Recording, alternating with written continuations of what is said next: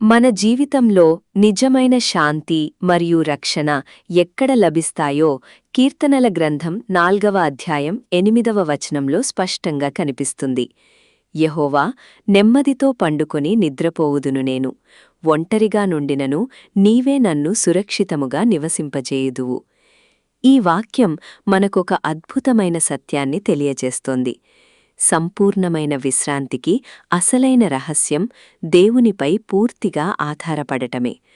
మనం ఒంటరిగా ఉన్నామని భావించినా లేదా లోకపు చీకటి మనల్ని ఆవరించినా ఆయన సన్నిధి మనకొక సురక్షితమైన ఆశ్రయంగా మారుతుంది.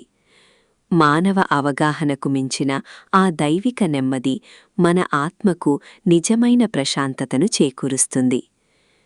ప్రార్థన. పరలోకపు తండ్రి, నా ఆందోళనలను మరియు నా ఒంటరితనాన్ని నీ పాదాల చెంత సమర్పిస్తున్నాను.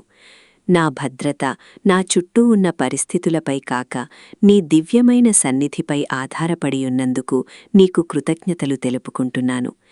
ఈ రాత్రి నీవు ప్రసాదించే శాంతిలో నేను విశ్రమించుచుండగా నా హృదయాన్ని మరియు నా మనస్సును నీ రక్షణలో భద్రపరచుము.